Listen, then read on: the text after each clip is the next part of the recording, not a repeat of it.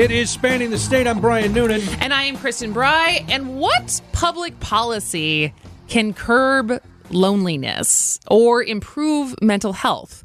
Well, back in May, Wisconsin Institute for Law and Liberty, or WIL, had released the first of 3 reports, and the first one was titled Fraying Connections, Exploring Social Capital and Its Societal Implications.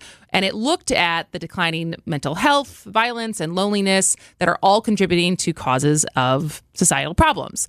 So when we had the authors on back in May, there was a little bit left of, all right, so what do we do about it? And now, today, WIL has released the final report in the series titled From Isolation to Connection. And it suggests different policy actions that can be taken at the federal, state, and local governments to support social capital. So welcome back to the show, Will Flanders, Research Director for WIL, and Miranda Spindt, the report's author and a policy associate at WIL. So welcome back. Thank you so much for having us back. Thanks so much. So before we jump into what the policy suggestions are, can you either of you summarize what the first 2 reports looked at and what we're trying to solve for? Sure. So the first report was just an overview of what social capital even is, which is our networks and our relationships with our communities that essentially help us function as a broader society, and how that has been declining. We aren't as involved as we used to be. We don't volunteer as much. We aren't donating. We aren't having book clubs or things that people used to do all the time, bowling leagues,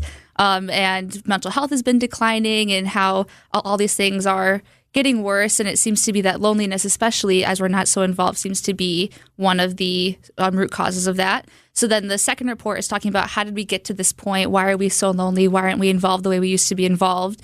And that report essentially was the answer is technology. So even more so than the radio when that was introduced, television especially takes all of your senses. You're sitting in front of a TV, you're listening, you're watching, you're not interacting with anybody. You don't have to be with anybody else when you're watching TV. You don't have to watch the same shows as anybody else.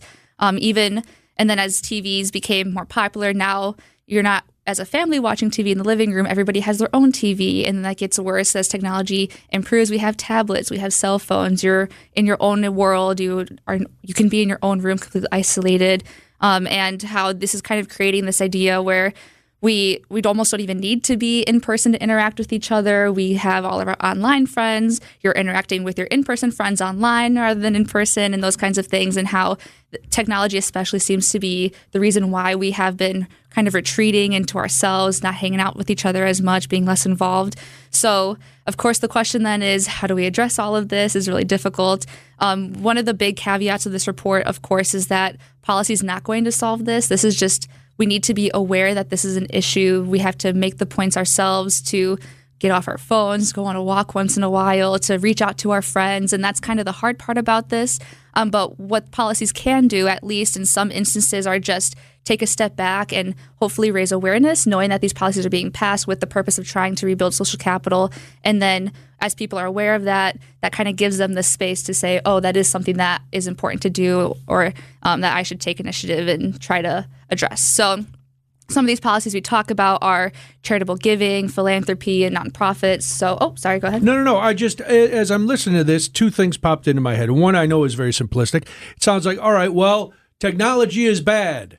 We should, to do better, we should get rid of technology, which I know is not what you're saying. Absolutely not. But the other thing is, how can we create policy and legislate for somebody's personal life? Again, maybe, I don't want to be around other people. So I know the Surgeon General has said loneliness is a big health risk. We all know that. But you can't say, well, we're going to come to your house and make you join a book club. Well, I don't want to join a book club. Absolutely, yeah. And that's not of course, no, you're absolutely right. And that's not what these policies are doing. It's more so just trying to give people the space where if you want to do this, hopefully it's easier for you to go out into your communities, or at least because you're more aware of this, or now you have this opportunity. So, for example, one of these policies that we were working on is creating a separate charitable deduction in addition to the standard deduction. So typically, you take the standard deduction when you're doing your taxes, or you itemize. When you itemize, you can itemize for charitable giving, and not when you do the standard. So during the pandemic, the federal government had for 2 tax seasons tax, allowed temporarily. Temporarily. Yeah, exactly. That's the word I was looking for. A temporary charitable deduction in addition to the standard deduction. So what they saw is that by allowing that to happen, that a lot of people took advantage of that, and charitable giving actually did increase during those 2 years. So that's just one way where you're not forcing people to donate, right? But by having that option, you're saying, oh, I can donate money and get a tax deduction, and maybe people will take that as an opportunity to do that. And that's one way that we're hoping to get people involved, supporting things that support themselves and their communities and that sort of thing. And it's interesting because I had this experience at a gala I was at last week, and it was for Habitat for Humanity. And it was one of those things where the difference between we were there and we were donating money, right? It's a live auction and a silent auction and stuff like that, versus taking the next step, which is to go help build a house. Sure. And you know what I mean? And so like actually be of service and be with people versus just writing a check. And so that's like where I totally agree. Like, let's bring back more incentives to give charity, like to be charitable. But it feels like it doesn't get to the root problem of the loneliness thing of like, how do you, like, can we actually legislate to promote people to get out of their bubble of their phone and be engaged? And so it's like, how did you guys feel like this promotes that? Yeah, I think so. The connection there is this attacks the problem in two different ways. One is, yes, the front end, someone making a charitable donation can sort of help them feel like they're connected to their community, but also the groups that are donated to, right? So if Habitat for Humanity is the one getting the donation, that helps them to recruit more and get more folks involved. So it's not only on the front end of the donation itself, it's allowing these charitable organizations to do more work that increases community engagement on the back end as well. So both sides of the coin there. Got it. Because there's so much to get to, let's take a break. And when we come back, because the other big buckets is supporting stronger families and the policy suggestions you guys have for that, improving housing and development, and then also encouragement for employers and how they can be part of the solution as well. So stay with us. Our guests are Will Flanders and Miranda Spindt, both from Wisconsin Institute for Law and Liberty. Stay with us on Spanning the State.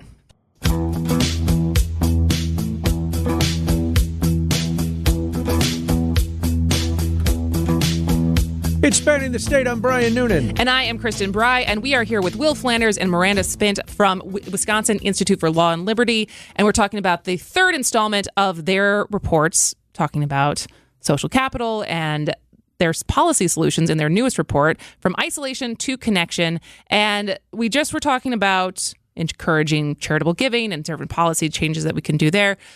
There's two different buckets when it comes to supporting stronger families.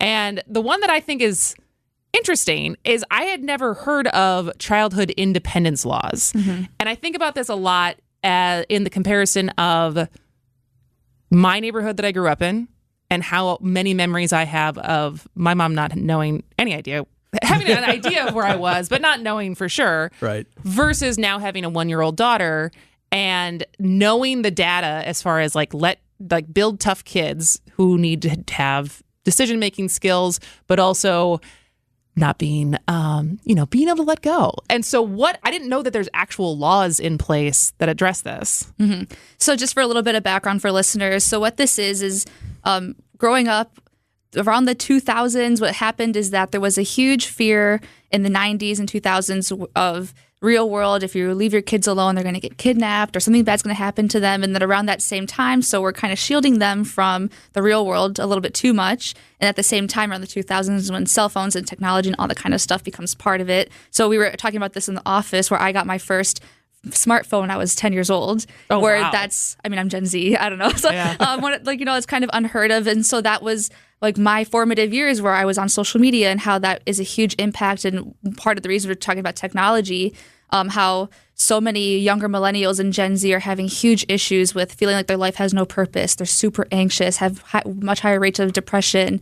And this is something where childhood independence laws are trying to, obviously you can't force parents, like we were talking about, you can't force people to do anything. But there's a fear that that obviously something that's going to happen. And what's happened over the years is that if you see a child walking to school or playing in a park by themselves, there have been instances across the country where bystanders, people walking past, will call CPS saying there's a child unattended, there must be some neglect here, and horrible stories of families who are loving, take perfect care of their kids, absolutely attentive, and they go through year-long investigations. They get cited for child neglect, and they have to go to court and go through all this major issues to get that overturned, to get that taken off their records, and things that are really that were never necessary in the first place.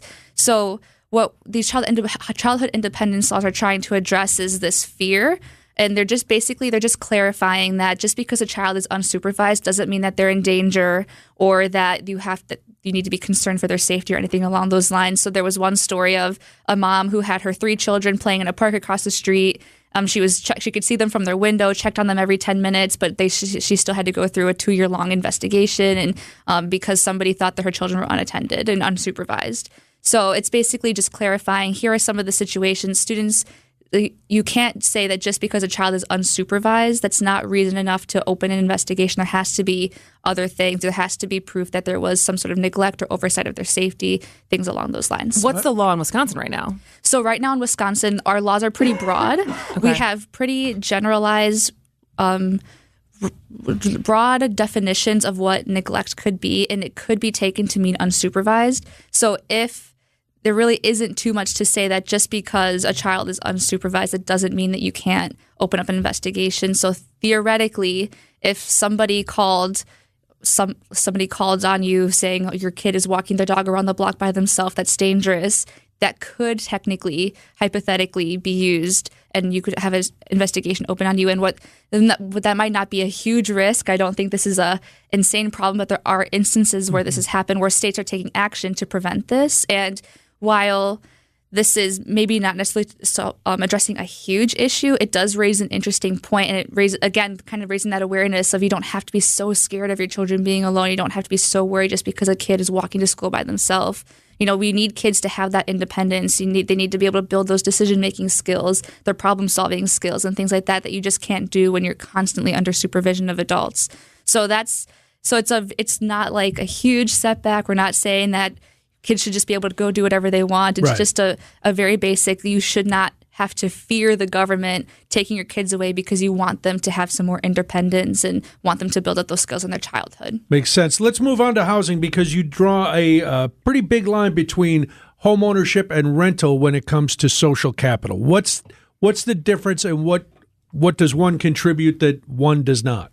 Sure. So at least as far as home ownership as opposed to renting, when you own a home, the data shows that you're much more invested in that community overall. You're likely to stay there longer. For one, renters might be moving every year, every 2 years to different areas, different communities. You're going to be staying there longer. You want your property value to increase. You're going to be more concerned about the way your neighborhood looks, the crime in your neighborhood, how good the schools are. And those are things that tend to motivate homeowners as opposed to renters to be more involved in their community, to want it to be improved. So one of the things as far as home ownership that we talk about is an example in Washington County where they have a program where they're offering down payment assistance for families who, I think it's up to $20,000 or 10% of the down payment, whichever's cheaper. But in return for that, so you're able to at least get into a home there. And then in return, what makes it unique is that you have to be involved in your community. You have to volunteer. You have to make donations. And that's how you're paying back the loan. And if you don't do those things, I think it's over 5 years, then you have to pay it back. You have to give the money back to the government if you don't do those things after you sell or transfer the deed or something along those lines. So it's an interesting program where you have this down payment assistance trying to get people into homes, but there is that element in return, kind of like a reverse VA loan, if you will. Like you have to do some sort of service to get that. Just to build on that, your microphone's off.